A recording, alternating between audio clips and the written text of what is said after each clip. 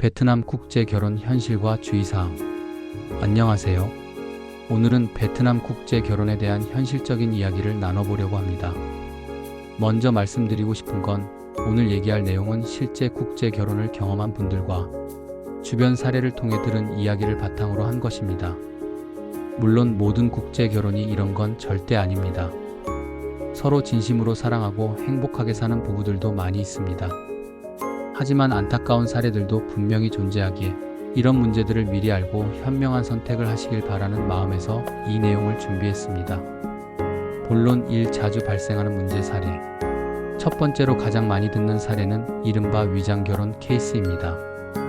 한국의 시골 노총각이 베트남 현지에서 젊고 아름다운 여성을 만나 결혼합니다. 처음엔 모든 게 순조로워 보입니다. 하지만 시간이 지나 주민등록증이 나오고 체류 자격이 안정되면 갑자기 그 여성이 베트남에서 이미 알고 지내던 남자친구와 함께 사라지는 경우가 있습니다. 더 충격적인 건 심지어 자신이 낳은 아이까지 두고 떠나는 경우도 있다는 겁니다. 두 번째로 흔한 사례는 무한 송금 케이스입니다. 결혼 후 베트남 처가댁 식구들이 한국 남편에게 계속해서 경제적 도움을 요청합니다. 아버지가 아프다, 동생 학비가 필요하다, 집이 무너져서 고쳐야 한다 등등 매달 새로운 이유로 돈을 보내달라고 합니다. 결국 베트남 본가에 큰 집을 새로 짓는 비용까지 대게 되는 경우가 많습니다. 실제로 베트남 시골을 돌아다니다 보면 새로 크게 짓고 있는 집들을 볼 수 있는데 현지인들 사이에서는 저 집은 한국 사위가 지어준 집이라는 말이 나올 정도입니다.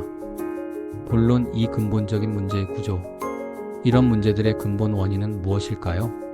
솔직히 말하자면 일부 한국 남성들은 돈으로 젊은 여성을 얻는다는 생각으로 접근하고 일부 베트남 여성들은 젊음과 외모를 이용해 경제적 이득을 얻는다는 계산으로 서로 간에 접근하는 경우가 있습니다. 이렇게 진정한 사랑과 이해가 바탕이 되지 않은 결혼은 결국 서로에게 상처만 남기게 됩니다. 물론 진심으로 서로를 아끼고 사랑해서 만나는 커플들도 많습니다. 문화적 차이를 존중하며 행복한 가정을 꾸리는 분들도 많이 계십니다. 하지만 그렇지 않은 경우도 분명히 존재한다는 것을 인지하고 계셔야 합니다. 본론 3. 주의해야 할 신호들. 그렇다면 어떤 점들을 주의해야 할까요? 다음과 같은 특징을 보이는 상대라면 신중하게 다시 한번 생각해 보셔야 합니다.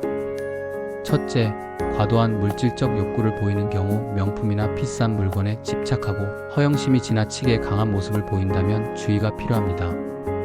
둘째, 지나치게 비밀스러운 행동, 항상 휴대폰을 숨기고 비밀번호가 여러 개이며 하루 종일 SNS나 메신저로 누군가와 대화하는 모습을 보인다면 의심해 볼 필요가 있습니다.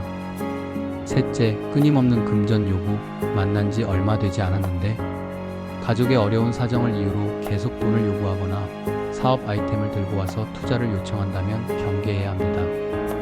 넷째, 거짓말이 잦은 경우 작은 거짓말이라도 자주 한다면 이는 큰 거짓말로 이어질 수 있는 신호입니다. 다섯째, 성급한 결혼 압박, 만난 지 얼마 되지도 않았는데 사랑해요, 빨리 결혼해요를 남발한다면 진심인지 다른 목적이 있는 건 아닌지 의심해 봐야 합니다. 마무리 현명한 선택을 위한 조언. 국제 결혼을 고민하고 계신다면 가장 먼저 자신의 상황을 객관적으로 판단해 보세요. 왜 이렇게 아름답고 젊은 여성이 나를 선택했을까? 라는 질문에 현실적인 답을 찾아보시기 바랍니다. 그리고 국제 결혼을 경험한 선배님들의 조언을 많이 들어보세요. 성공 사례든 실패 사례든 그들의 경험은 여러분에게 큰 도움이 될 것입니다. 결혼은 인생의 중요한 결정입니다. 국적이 다르다면 더욱 신중해야 합니다. 충분한 시간을 가지고 상대를 알아가고 서로의 가치관과 미래에 대한 생각이 맞는지 확인하세요. 진정한 사랑과 존중을 바탕으로 한 결혼만이 행복한 미래를 만들 수 있습니다.